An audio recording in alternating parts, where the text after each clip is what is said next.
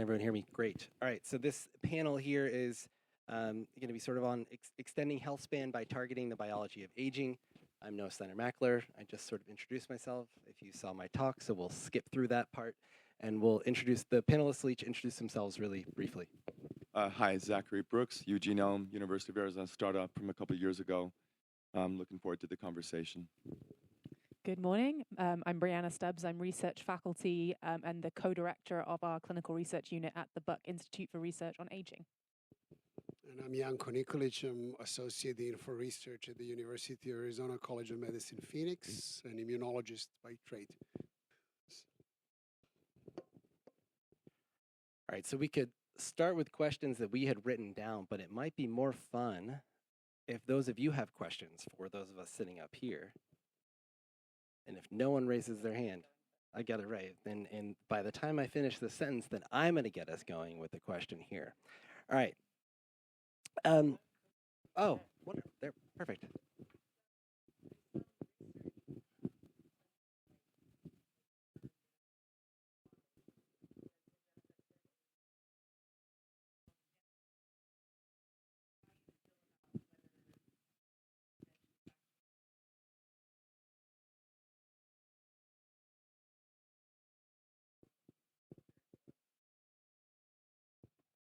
Yes. So at the Buck, our tagline is live better, longer, and I don't think any of us would be doing the work we were doing if we were just extending those years of life without good function, physical function, cognitive function, good quality of life. So I think for me and a lot of the people that I work with every day, it wouldn't matter if we could live to 150 if those last 60, 70 years that we achieved were in poor quality of life. And so I think the way we think about it is really squaring off the mortality curve. So having, in terms of function, so people stay functioning really well for longer. And, I think if we all think about how we want to go, we want to have been out with our friends and family, playing golf, maybe out for a hike with our grandchildren, and then just go to sleep and not wake up, rather than have years where we're, needing care and not our best selves. So I think that for me and our mission, it's very much focused on that idea of health span before we think about unlocking that kind of next generation, maybe science fiction increase in lifespan. I would say there's sort of like two things at play. I think we're all, as geroscientists, we all want to, square off that life curve, right? Compress the morbidity and mortality curve is another way of putting it. But like the two things at play here is if you extend the lifespan, right, are you also extending the health span, but there's still that frailty, gap, that gap, that difference between, morbidity and mortality. I think that would still be beneficial because you're extending the health span in addition to extending the lifespan, but it's also the case that you want to reduce sort of the years of unhealthy living, right? Or sort of things like yeah.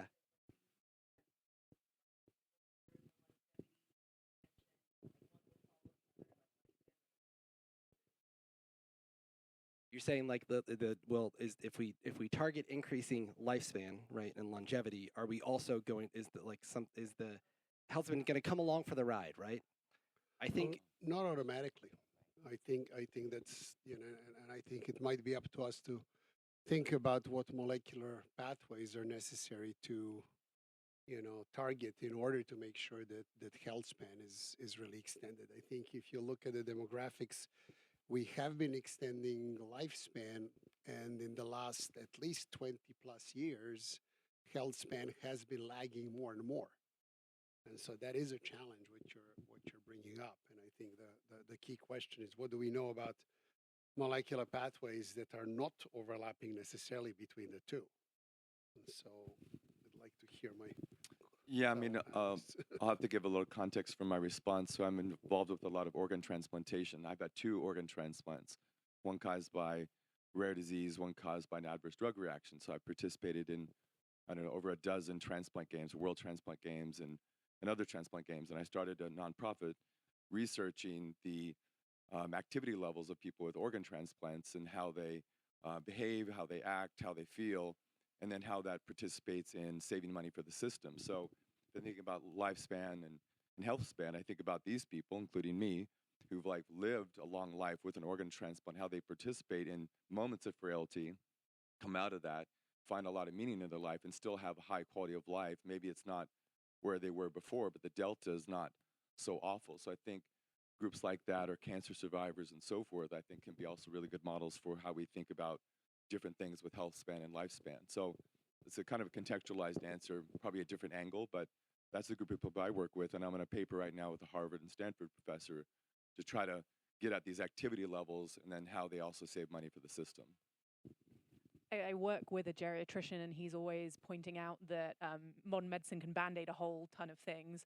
But when you're looking at an older adult as a whole person, if you continue to prescribe, you have drug-drug interactions, you have multiple side effects from drugs. So sometimes if you make decisions with that patient, they actually want to be coming off medications, which might, reduce their overall lifespan, but it's improving their quality of life in the short term. I think you made an excellent point in your talk that people actually care about what can they do day to day, not, have you got their blood pressure under perfect control or their blood glucose under perfect control. Like they just don't want to be not having a good quality of life.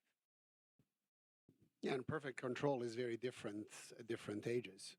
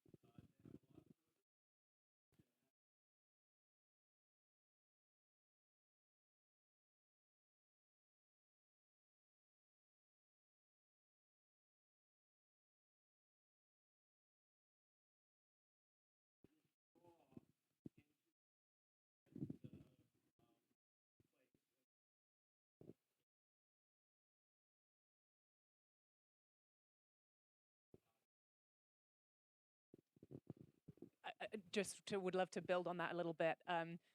Talking more about whole person function and psychological health as a really important piece of aging.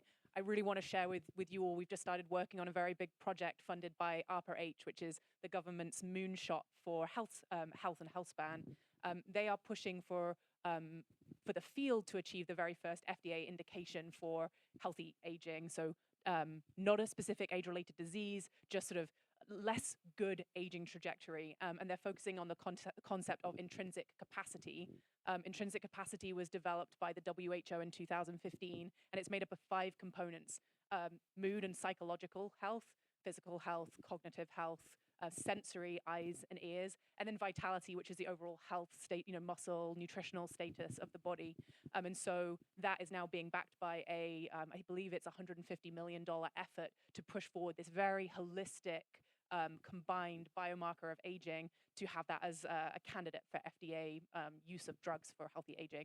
And so it's nice to see even things like purpose and mood being brought into these things which will be used to approve drugs in the future. As a quick addition on the, purpose can happen to you even after you retire. You can have purpose, and it's critically important. I mean, I think there's, movies after movies and studies after studies that it is the people that get up with a reason to get up that do really, really well. So you're spot on that point, but it's like, you can repurpose yourself as well.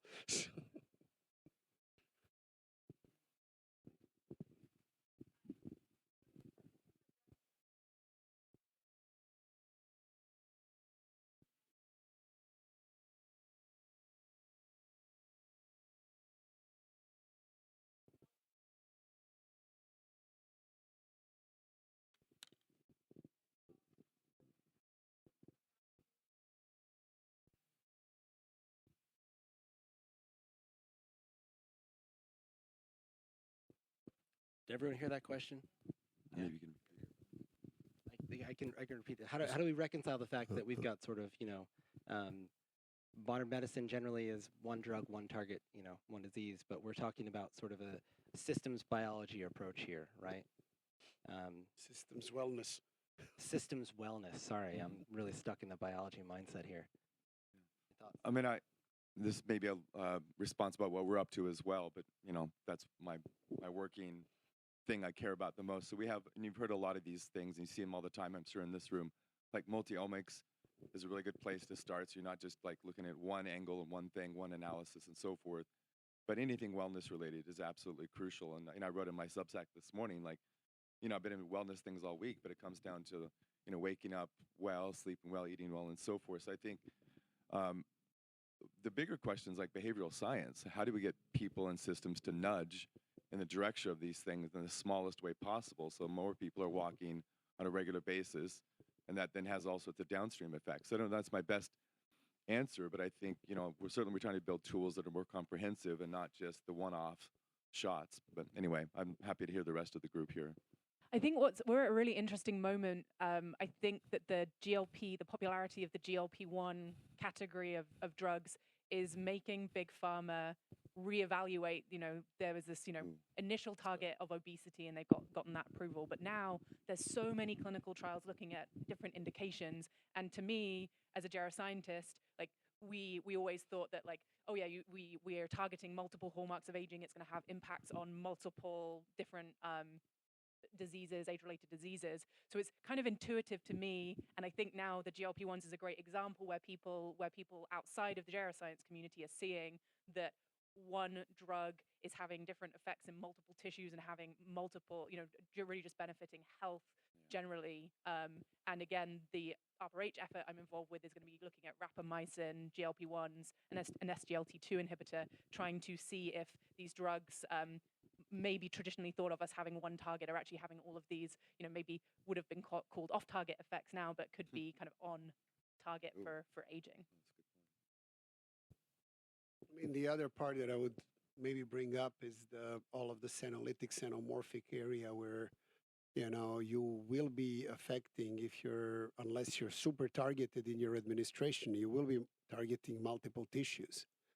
And that is one example of a pretty holistic, or another example of a pretty holistic intervention that will affect a lot of things. Yeah, and to maybe that's still focusing on sort of like one mechanism, right? One mechanism of aging, right? And I think the idea here is, we can keep maybe not necessarily taking the classical disease-based approach where we're playing whack-a-mole to try and figure things out, as they pop up, but maybe thinking about what are some of the upstream causes, right? Fundamental causes of, accelerated biological aging, right? And that's a really hard question to get at, right? In people and in animal models, right? And so I think taking sort of a bottom-up and a top-down approach is where we need to come in. I think GLP-1s again are a really, really good example of how, changing one aspect of biology, right, with a pill, right, in terms of what you're eating, can have systemic, knock-on consequences, right? And just super quickly before we take that question over there, I would think that maybe smaller adaptive clinical trials with the adoption of the gold standard, but then adding combination of drugs that would be hitting multiple mechanisms would be one really interesting approach that we may be able to take. I mean, I'd say I work in clinical trials. It's such an exciting time to be in that space because we have so much more data than we've ever had before. One of the studies that I'm involved with, people will be wearing 3 different wearables. They're having multiple blood samples. And you mentioned multi-omics, but we can measure the proteome, the transcriptome, the lipidome, metabolome, all of these omes, all of the biological microbiome niches. And at the same time, as we have all of these measurement techniques, we have increased processing power with AI and machine learning. And so one of my hopes that we'll see in the next 5 years is sort of a bit of a minimum viable data set. What are the things that are most predictive? And then we don't have to take such a broad approach. We'll actually be able to track people continuously for many years before they develop disease. And all of this has only become possible in the last few years when we've had both the measurement techniques and the machine learning to be able to answer these questions and sift through all of the data at scale. So I'm not sure whether your question was also related to the regulatory aspect of drug development, and you're shaking your head. So I think that's a question that I was going to ask you, is that when you got your pre-IND, what was that for? Because, oftentimes it's for, it's observational, or it's more. It's not going to change the indication of rapamycin. That wasn't ever Right. the goal, right? Exactly. It's that I think that what happened was when we tried to get an exemption, there had been so many other people that had been viewing the whole rapamycin story, and I think the same thing is holding true with NAD plus too, and NAD in general.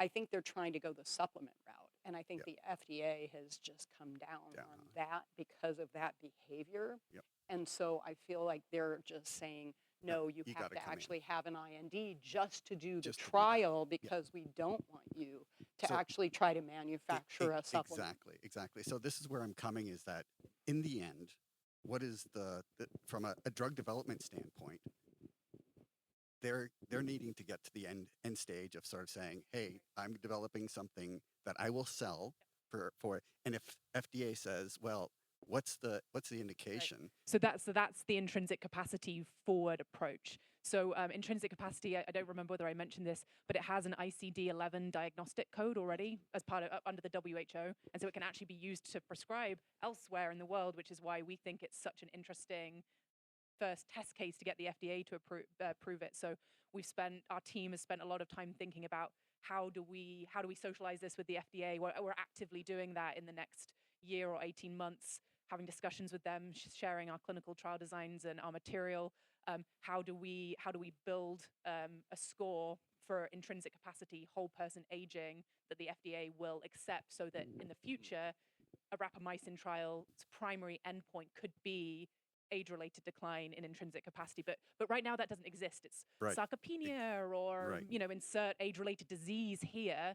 But what the goal would be is for a 65-year-old to go into their doctor's office and they're, if anyone here is a physician and I work in clinical research, 70-year-olds, they can be running up mountains or they can be really, really frail and not functioning well. So they're going to walk in the doctor's office. The doctor will have a 5 to 10 minute assessment, like an extension of what might be considered a comprehensive geriatric assessment now, that's measuring those 5 functional domains in intrinsic capacity. You get a score, and then the doctor's like, oh, you're actually in the bottom 20th percentile, therefore I can start you on this approved drug for age-related decline in intrinsic capacity. You don't have any other disease that I'm prescribing this for. You're just not doing as well as you should be doing. And then the goal would be that would then, be the indication for prescribing. But that doesn't exist yet. It's just age-related diseases right now. And so I think the whole field's been thinking for a number of years about how we tackle this. And it's exciting for me to be part of an effort that's trying, another approach to achieve that goal. Yeah. And that's where I was going with this, is that we need to be able to have those discussions with FDA to be able to figure out what we can do in order for us to get to the end goal of where we need to be. And the challenge that I see is that FDA is going to say, yeah, that's nice, but that's not what we're doing. So even within FDA, there are certain divisions that are very forward thinking and certain divisions that are not. As we've started to get socialized with how in the hell are we going to do this, it's been a little overwhelming, but it's good. There's a consortium of teams. We're working with Stanford, Harvard, the Buck, Texas, UT Dallas, number of teams all collaborating together, bringing together, different experts to try and figure out in a coordinated way how we can make this happen. So we'll give it our best shot. Thank you, Dylan. Hey, great panel, great insights. One of the things that I think is really interesting right now is, I don't want to speak for everyone, but I feel like most of us know someone that's plugged their health metrics into ChatGPT, got a diagnosis, and then a lot of them have gone and ordered for research use only peptides and tried stuff out. So I'm generally wary of some of that, let's say, rampant off-label use of stuff. But is it completely negative? Can you guys speculate on whether or not there's positives for some of this? Can we use some of that data to help bring back information to the field, or is it all just the Wild West right now? As I say, as I'm visiting the Wild West. So I'll start. I mean, we're companies who you have to make money and so forth. That's we're public benefit corporations, so we certainly have a strong focus on caring for people. But we want to build things that are scientifically based, and you have to then do that research use only in the direct-to-consumer market. And so two things stood out from conversations the last couple of days. One was this gentleman over here. So ChatGPT makes mistakes 12% of the time or something. And so then that's an issue. And so do you go to like a zero trust architecture heuristic, and I'm never going to trust anything there? Well, that's tricky because maybe you get benefit, right? That's kind of your question. What's the trade-off? I think for us as a company, what we're talking about actually this morning is like, what standards can we kind of put in place, maybe genomics and nutraceuticals, so there's some trust architecture there in place so that people can read a ChatGPT result with some clarity that they wouldn't have otherwise. And this is where governments can do a great job, but in the meantime, any good, well-meaning people set up some of those standard certifications and a stamp, maybe help people think through these things in a smarter way. So that's how we try to approach it very quickly with very on-the-ground information. So I don't know, that's a quick response. I think there's two parts to that question. Like, would I trust ChatGPT? And I'm kind of with you that I think that yes, with a bunch of asterisks. Yeah, probably not with something that I was going to put in my body. And then that sort of carries over into the second piece, which is you have to. I wouldn't self-experiment like that myself, but some people do, and I think we do learn some things like that. And if there was a better way for us to capture data from those people, that would be helpful. I loved what was discussed earlier with Matt Cabeline's kind of aggregation of how all of these people were kind of going off and taking rapamycin off-label, and that actually taught us a number of useful things. So there is value there, but I really don't feel like I can endorse it when there's real risks involved if you if you get something that's contaminated, if you get something that wasn't manufactured properly. There are reasons why there are reasons why there's a process. So it's a mixed bag. I just want to jump in there and say this is part of the reason why at A4LI we've been pushing these right to try laws, specifically in states like Montana, New Hampshire, Nevada, and hopefully Arizona soon, is because people are doing this anyways, right? Yeah. They are going to islands in the Caribbean or places in Europe, and they're self-experimenting with no standards or oversight in place. And so kind of centralizing that in a way where we can capture some of that data and ensure that medical standards are at least kept up to snuff is really important, I think, for the safety of the patient actually undergoing the therapeutic, but also for the credibility of this industry. I mean, the worst thing that we can have as an industry is some story on CNN where a bunch of people got really seriously ill or died from an experimental therapy, right? And so that's happening anyways, and we want to try to limit the safety while reaping all of the rewards. So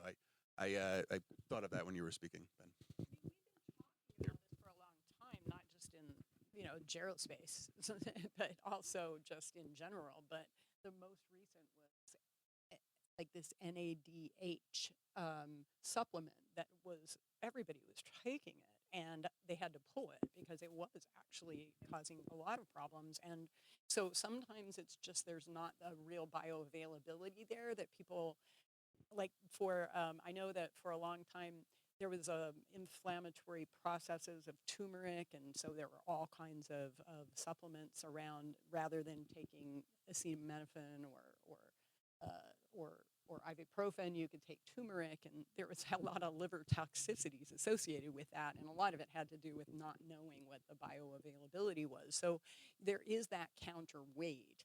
At the same time, we actually already know that there are drugs available, and not everybody's going to respond to them. So this idea of having some sort of a screening where people who might be more likely to respond to a certain treatment should be able to be directed to that treatment, especially if it already exists. I think this is I'm very excited that you guys are actually doing that, because people are going to try it anyway, and doctors are going to prescribe these anyway because people are asking for them.